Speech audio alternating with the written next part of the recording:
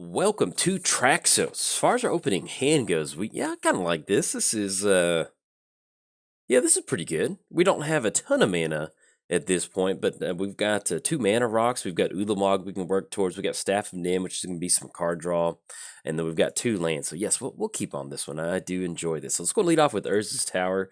Let's threaten our opponent with Tron. Let's go for Seer's Lantern. That's going to be 1-2. And then pass the turn over to our opponent. So we're playing Traxos, Scourge of Kroog.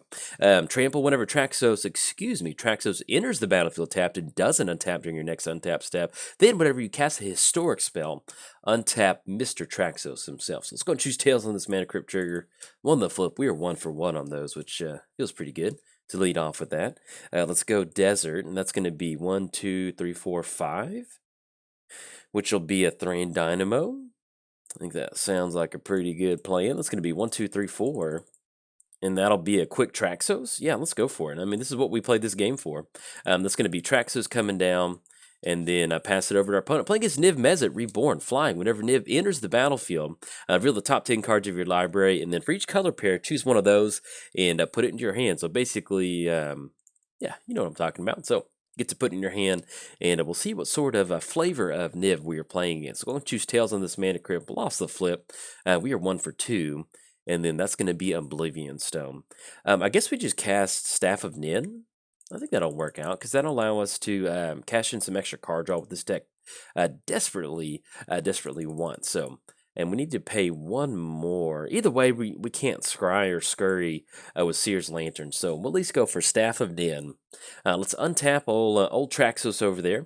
Let's go and push in for 7. And this is one of the fun things about playing Traxos is that you do have these games to where you can just pump out Traxos really quick and threaten, commander damage, because in 3 turns we're going to be able to close it out. So we'll see what if they have an answer, they've got an answer, but at least like kind of threatening our opponent with it. So let's see what this is. Terminate. Okay, so they do have an answer. That's going to send old Traxos back to the command zone. But the important thing is that we got some card draw going for us, which is Staff and we've got a ton of mana. So we're definitely in the driver's seat for this one. We need to cover both commanders. Give a quick shout out to our sponsors, MTGOTraders. If you need an entire village destroyed, hey, head over to MTGOTraders. Traxos will do that for you. There's a house right there where my mouse is. There's a house right there. If you don't believe me, go look up the art. But yeah, there's a house up there, and Traxos likes to destroy villages. And if you need his services, head over to MTGOTraders. Also, let's give a quick shout out to inkgaming.com.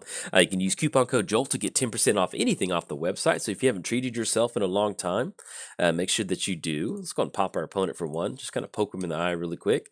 But yeah, use coupon code JOLT, 10% off anything off the website, and that'll go to help the channel out too at the exact same time. And last but not least, I started a Patreon. So if you'd like to contribute to the Patreon, there's a link down in the description below. You get your name at the beginning or the ending of the credits to help support cool content like this. And if you can't do that, hey, no problem. Just tell somebody about the channel. I would greatly appreciate it. So let's go for Tomb of the Spirit Dragon. While our opponent's kind of tapped out, I kind of want to dump some of this stuff out. And we're actually 1, 2, 3, 4, 5, 6, 7, 8, 9. So we're actually 1 away from Ulamog. Not yet. So yeah, I think we do that. Because we can't go Traxos again, and that'll be an untap with Urza's Tome. Yeah, I kind of like threaten. Yeah, let's do that. Let's go for old Traxos. Let's have old Traxos come down. That's going to be 2 with Urza's Tome. That's going to untap Traxos, and then next turn we can, we can start pushing. I kind of like being aggressive on this, because if you're playing against Niv Mizzet, to be perfectly honest, when you play against Niv, you don't really know what's in store for you, and that enter the battlefield effect, especially if they have any sort of bounce effect, it is so hard to bounce back from sometimes. So, but yeah, we'll go and at least kind of get the Traxos pressure coming down on our opponent, try our best to. Now, I did make some updates to the deck. Oh, it's officially free time. We can have some fun. I didn't know if I said that. I always like saying that, because it feels weird. Because I know there's some people out there who are keeping score, and they're like, well, he never said it, so my score sheet's going to be invalid for the rest of the game. Got you covered. We did make some new additions to the deck. We've got, maybe there are, I don't know. You never know who's going to be keeping score like that. We did add Stonecoil Serpent, which I'm really excited about, because that's a great way for us to just dump mana into it, which is a pretty good feeling. And so, Man, Stone Coil Serpent is basically just an X creature that. Oh, did we go for a Staff of Nin while I was looking at my deck list? I don't think we poked our opponent in the eye. Dang it. We should have done that. All right, Shrine of the Forsaken Gods. Let's choose Tails on this Mana Crypt trigger. Lost the flip. I think we're like 1 for 4 on those bad boys, which is a little rough, but not too bad. So as far as what we've got, we can go for a... Yeah, I kind of want to get some little scurry action going.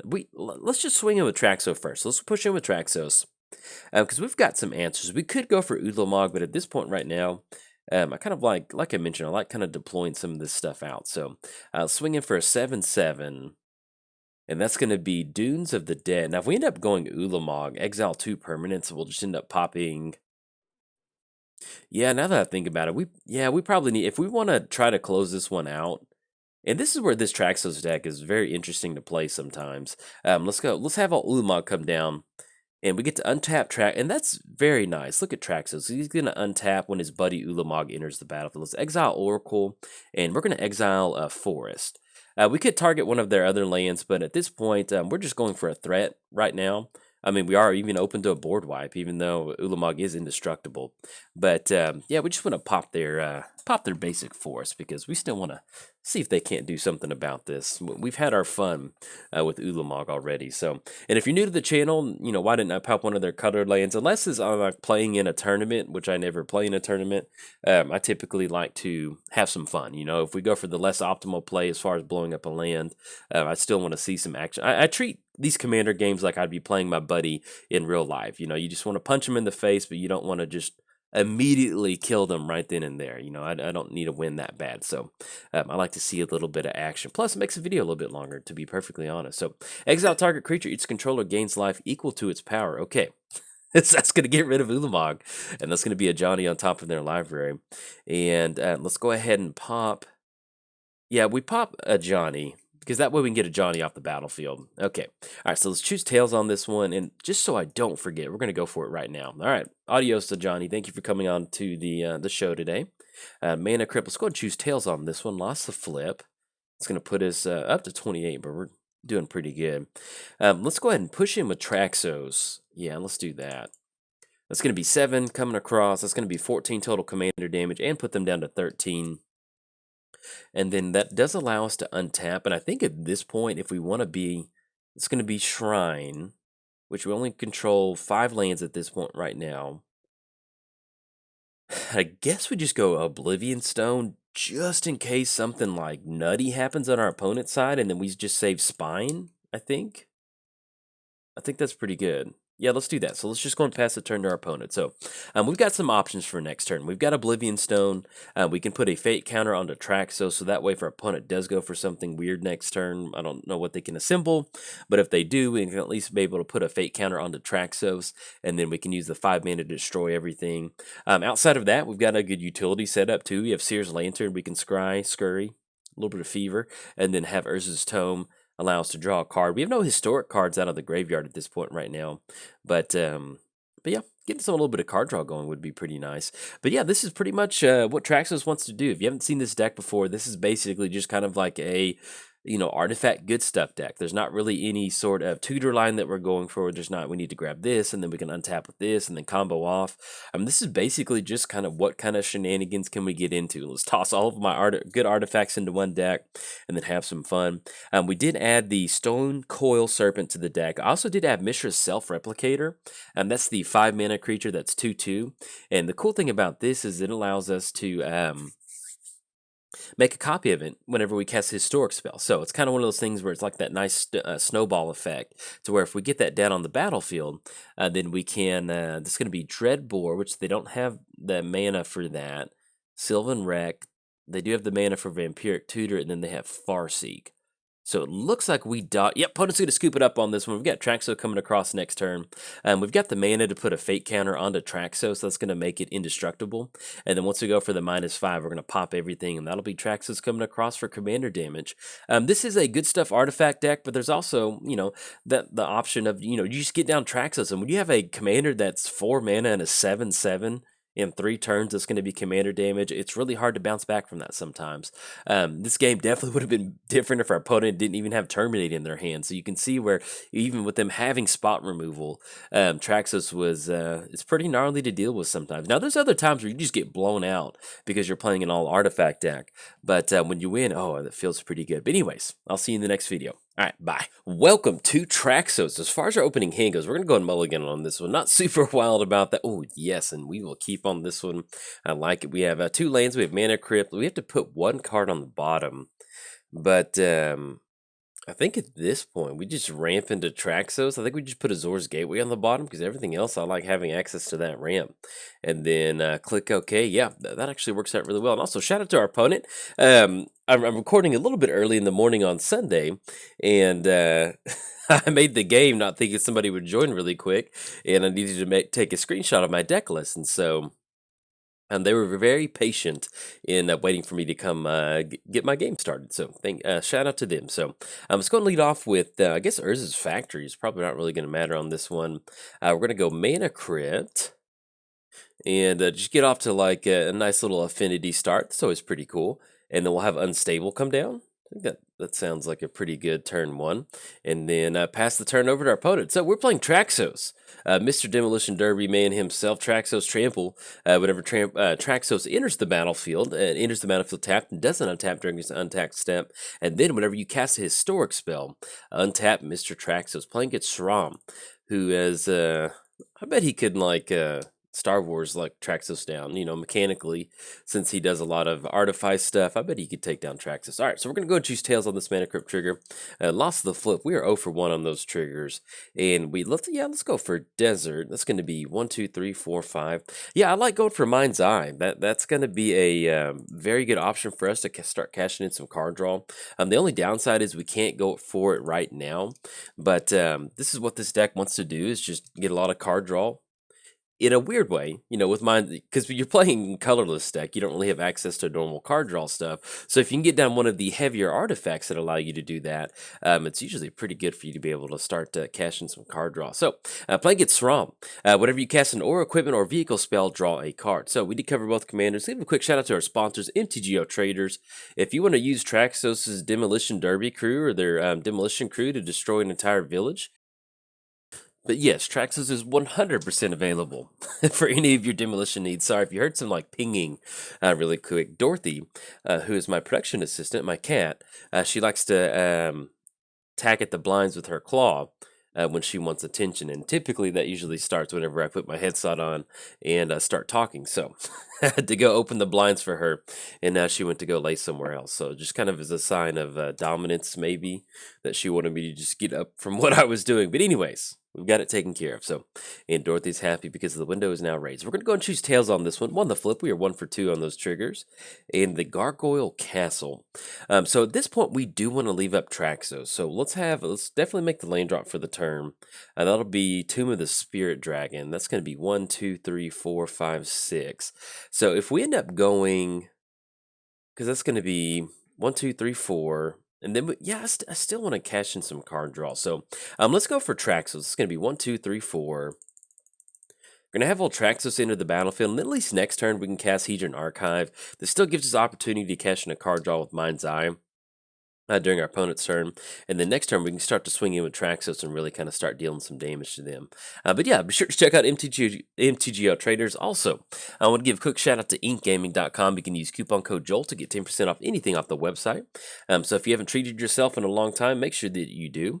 They got a lot of good stuff over there. And Swords to Plowshare. Yeah, that'll get it. All right. And last but not least, I started a Patreon. So if you'd like to contribute to the Patreon, there's a link down in the description below. You can be able to support cool content like this or stuff like Fright Fest. And if you can't do that, hey, no problem. Just tell somebody about the channel. So there we go. Let's get Mind's Eye going. Yes, definitely want to pay for that Everflowing Chalice, okay. And at this point, if our opponent's going to be cashing in card draw, I really don't mind just kind of sitting back, building up a lot of mana. We'll see what sort of build our opponent has with Sram. One of the good things about playing a colorless deck like this is that we have pretty much universal removal for everything. It does cost like 7 mana, but it is possible to get rid of anything off the battlefield, so we do have that to look forward to. All right, so our opponent swung in. They had some Mask of Memory triggers. Sorry, I had like a little sneezing attack right there. Otherwise, I would have kind of broke it down a little bit further. Let's go ahead and choose tails on that one. We won the flip, and I think we're 2 for 3. And, ooh, Arch. So Traxos is back in the command zone. That's going to be 6 total mana to get it down. I think at this point, we just really want to... we're going to cash in some card draw. Now, we may wait on Everflowing Chalice at this point. So let's have Gargoyle Castle come down. We can sacrifice it if we need to, but if we end up going for Hedron Archive, I kind of like this because we at least have access to card draw for... We have up to 5 card draw, and I really do enjoy that. And then that way, next turn, we'll pretty much be in a really good spot to kind of deploy out whatever we need to deploy out. We could also go for Hangerback Walker. We can start to put a bunch of counters on there, which would really work out. So yes, definitely going to pay that ability. Metalworker, okay. And then we'll see what else we can get down. But, oh, I did end up adding Mishra's Self-Replicator in here because this deck is a lot of fun. If you haven't seen this deck, Pilot before. Okay, so that is something that we're probably going to use Unstable for because if they get those extra land untaps, that's not going to be good. So let's go for, yes, definitely pay for Desert, Oblivion Stone. That's another good option that we can just kind of pop everything. Now, if we destroy everything that's with not a fate counter on it. Yeah, we'll probably end up having to use the Unstable to pop that Sword of Feast and Famine. I think that's going to be pretty good because if we use Oblivion Stone, we can try to get to these counters to where we can put a lot of fate counters on stuff, but we've got a lot of good options out here. We don't really want to lose access to Mind's Eye, and so probably end up going for that activation. But the good thing is that we get to cash in 2 card draw from this Mask of Memory. All right, so they're going to be able to draw 2 cards. It's going to be 2 Mind's Eye triggers, and that'll be perfect for this Hedron Archive too, which will allow us to tap that down and draw a couple cards. All right, so it's going to be 1, 2. Yes, and that's going to be Stonecoil Serpent. This is a new addition to the deck too from Eldraine. And yes, definitely going to pay for that. And then Universal Solvent. Okay, so we're actually drawing into some pretty good answers. We do have to get rid of a card. And I guess at this point, probably get rid of Waste because everything else is something that we would like to get down. So okay, so old Sram comes across for 4. That will be 8 total commander damage, puts us at 26. And so, yeah, if we end up going for Unstable, that'll just end up popping that Sword of Feast and Famine. And if we don't want to use that, we still ripped into Universal Solvent. So if we want to kind of shift this into more of kind of a controlling match until we get basically like our quote-unquote Tron mana online, and then we just kind of go to town using this Mind's Eye, I think that's kind of what we want to do. So now our opponent did end up going for Stuffy Doll, which is indestructible.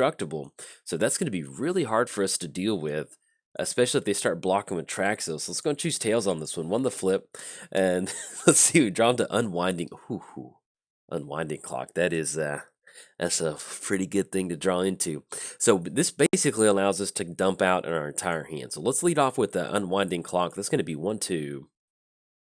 And if we end up going, that's going to be 1, 2, 3, 4, 5, and then 6. That's going to be Everflowing Chalice kicked 3 times. Yeah, I think we're good with that. That's going to be 1, 2, 3.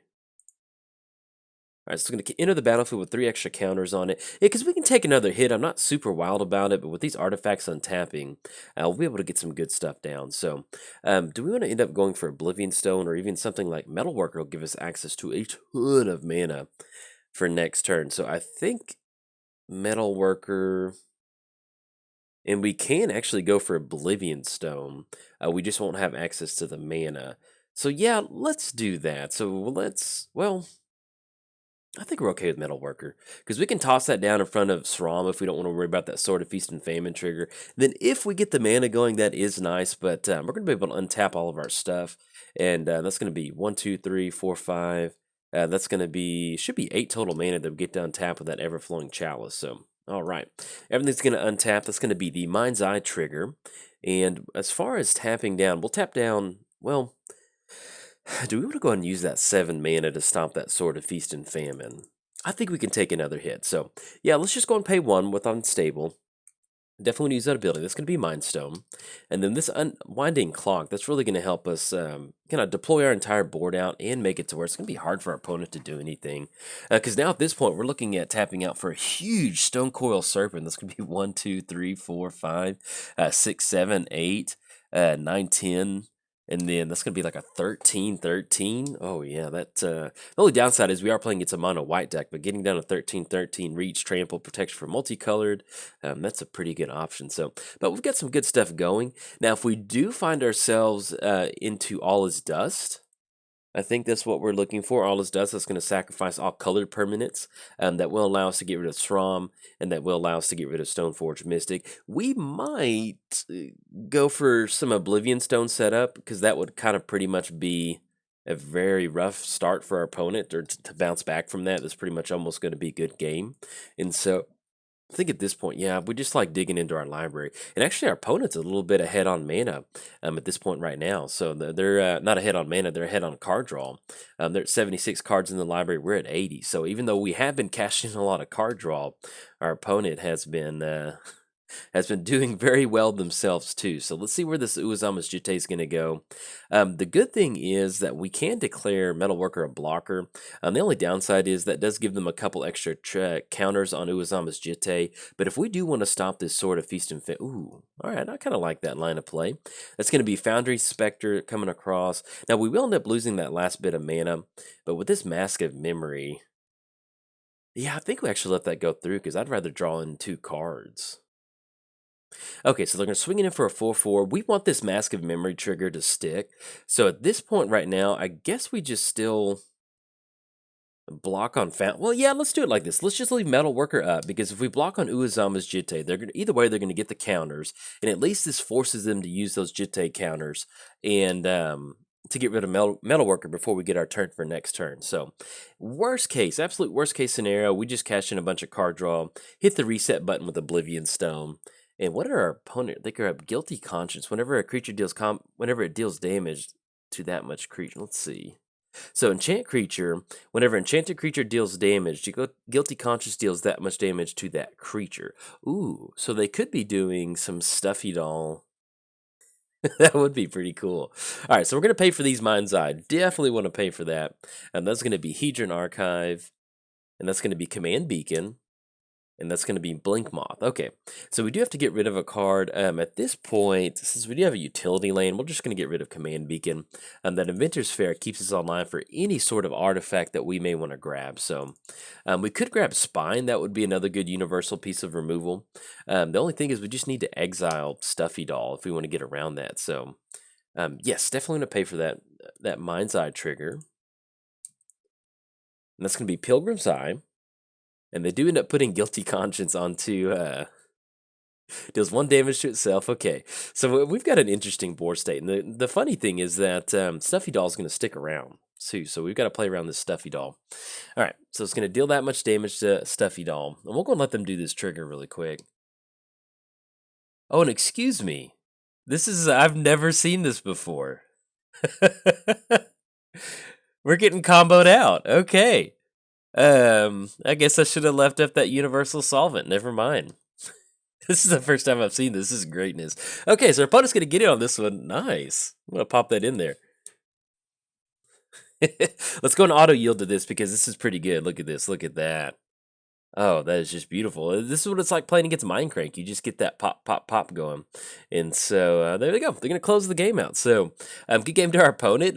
Totally wasn't expecting the Guilty Conscience. When I was reading it, I was like, yeah, I guess they're just going to be able to double up on damage. But then, yeah, just kept looping through like that. So good game to our opponent. You can see where we got a ton of mana going.